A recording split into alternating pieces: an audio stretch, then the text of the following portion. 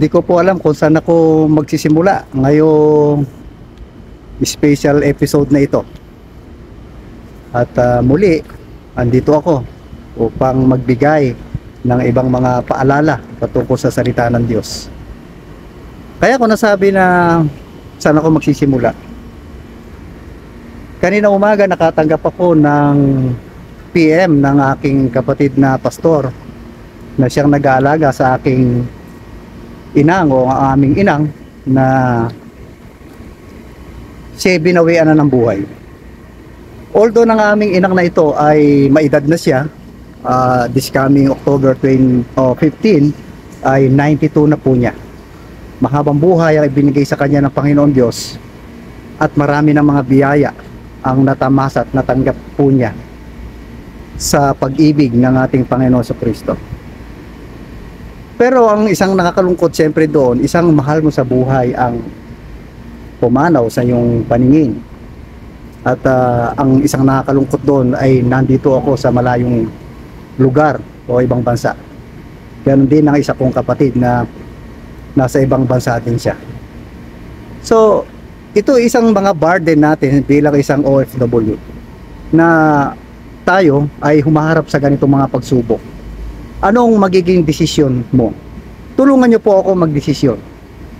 Mag-comment po kayo sa comment box kung anong inyong desisyon. Kung ako ba ay uuwi emergency vacation dahil sa kailangan ko na makasama sa huling sandali ang aking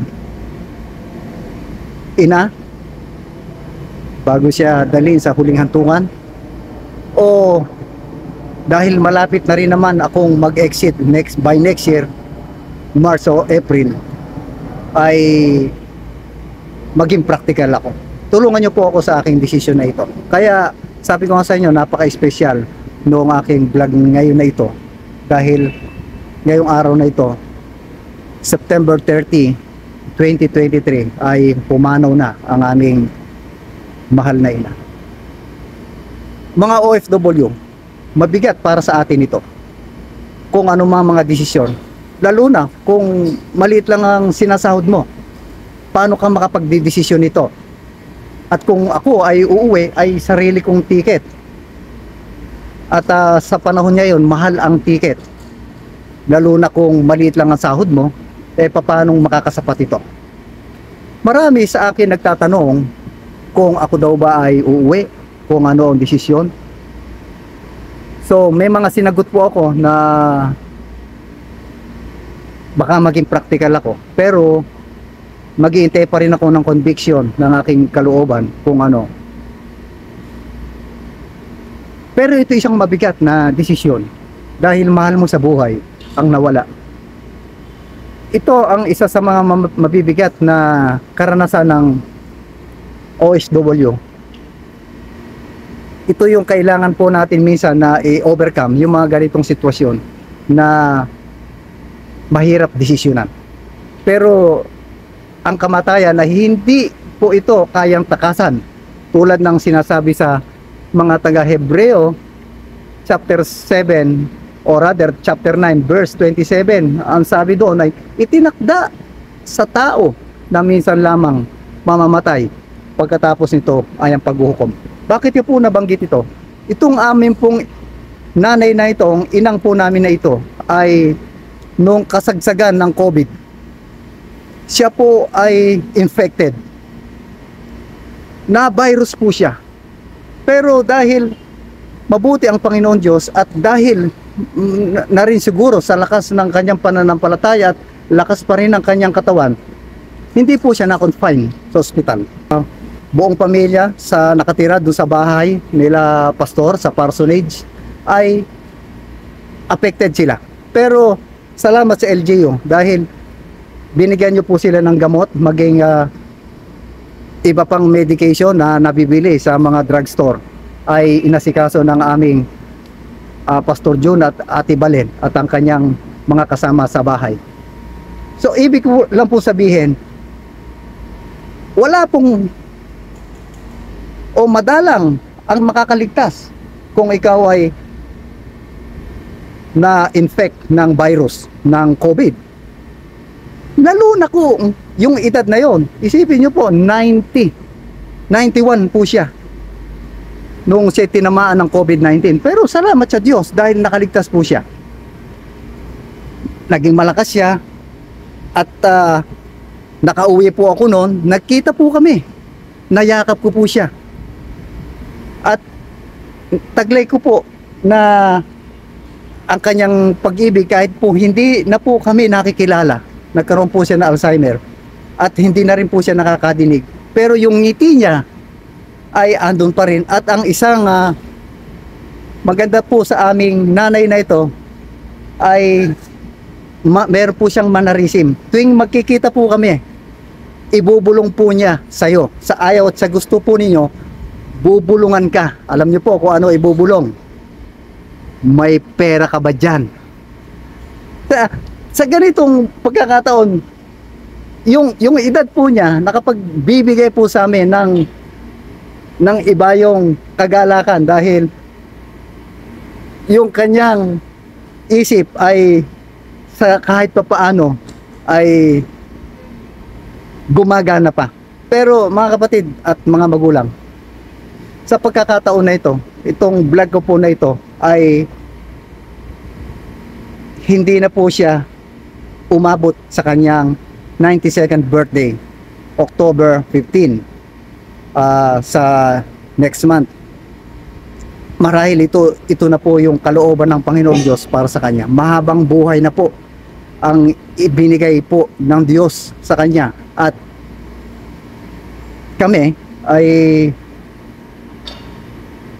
masaya rin sa nangyari dahil yung edad po niya talagang nahihirapan na ang kanyang lupang katawan. Kahit kami at nang maging nag-aalaga si Ate Balen, si Pastor, ang aking mga pamangkin, si Janjan, si Francis, lahat ng kasama nila po dyan sa Parañaque ay hirap na rin ang kalooban. Ang Diyos talaga natin ang nagbibigay sa atin ng ibayo upang malagpasan natin ang mga ito. So kaya sinabi nga sa Hebrew na itinakda sa tao minsan lang tayo mamamatay. At ang aming nanay na ito ay iminulat po niya ako sa pananampalataya. Dahil maliit pa lang po ako ay kung meron pong mga activities gawain ang simbahan, mga kababaihan, isinasama po niya ako. Maliit po ako dahil ako po ang pinakabunso. At natutuwa po ako sa ganoon at hanggang ngayon po ay taglay po namin ang pananampalatayang ito. Kaya nga po ako nag-decide din maging pastor. At sa to say nga lang, ako po ay nagtatrabaho as secular. Kung loobin ng Panginoon Diyos sa next year ay muli tayong magbalik sa ministeryo ng ating Panginoon Diyos. Dito po sa Saudi Arabia ay sa lahat man ng panig ng mundo, mga OFW, isa ito sa mga kinakaharap natin. Napakahirap pong magdesisyon sa ganitong kalagayan na isang pamilya mo ay pumanaw na kailangan mong makita sa huli ng saglit ng kanyang o sabihin natin yung kanyang labi o yung naiwan na lupang katawan ay makita natin hanggang sa siya ay may hatid ng huling hantungan. Pero salamat sa Diyos dahil maunawain ang aking mga kapatid na kahit hindi mo naman kailangan ng umuwi, pero para sa akin ay kung ako lang ang masusunod ay gusto ko ring mag-emergency leave. Pero kalooban ng Panginoon. Kaya hinihingi ko po ang inyong mga opinion kung ano ang dapat kong gawin. OFW, kayo po ang nakakaranas ng mga ganito. Bigyan nyo po ako ng mga suggestion po ninyo. Kaya ang buhay ng tao, mga kapatid, ay gamitin po natin ito sa naaayon sa kalooban ng Panginoon. At hindi po natin alam ang buhay natin kung kailan po tayo kukuhanin. Sabi ko nga sa inyo, walang pinipiling edad ang pagkamatay ng tao. Kung ikaw'y makapangyarihan, gaano ka mang kapangyarihan, kung niloob ng Panginoon Diyos na kuhanin tayo, kukuhanin ka. Kung anumang edad mo, hindi ka pa ipinapanganak, o matanda ka na, tinatawag na ageless. Walang pinipiling edad. O limitless. Walang pinipiling lugar kung nasaan tayo. Nandito man ako sa rooftop, natutulog man ako sa kama, nagbibiyahe man ako sa ibabaw, sa himpapawid, sa ilalim ng dagat, kung nasaan ka man, kung kalooban ng Diyos na ikaw ay kukuhanin ka. Kaya mga kapatid, sa pagkakataon na ito ay ako'y nagpapasalamat doon sa mga nagparamdam ng kanilang message sa Facebook, sa aking Facebook, at ganun din sa mga personal na pakikiramay po ninyo. Ang aming nanay ngayon ay nasa Parañaque, kay Pastor John, at ang plano po niya ay Huwebes po ito i-cremate. Although na ngayon hanggang bukas po ay nasa morgue pa siya dahil wala pong opisina ang punerarya doon. Kaya by Monday at saka pa lang po ito mailalabas para iburol panandali do sa simbahan na destino ng aking kapatid. Ngayon, hindi ko po alam kung anong plano ng aking mga kapatid kung sakaling ito po ay maging makremate na siya, kung iuwi ng probinsya at iburol ng isang gabi man lang doon para doon sa mga kamag-anak na gustong makiramay. Sa ganitong pagkakataon po ay ang Diyos ang sumama sa aming pamilya, at ganun din salamat sa inyong pakikiisa, sa inyong mga pagbati, sa inyong pagpaparamdam. Unang-una ang Diyos, gabayan kami.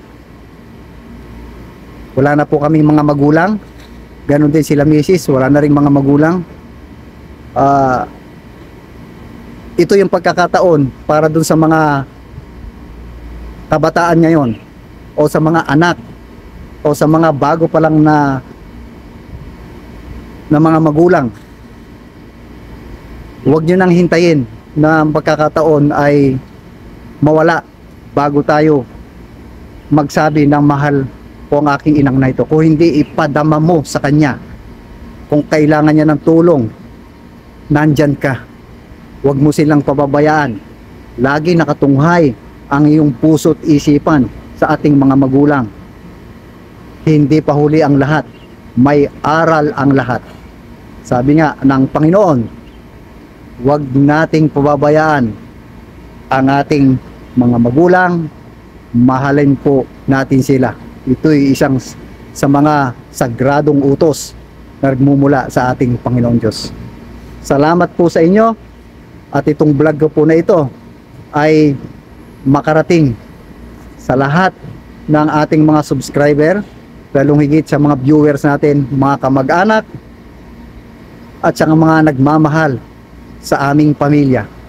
God bless po, sa pangalan ng Ama, ng Anak, Banal Espiritu Santo. Amen at amen.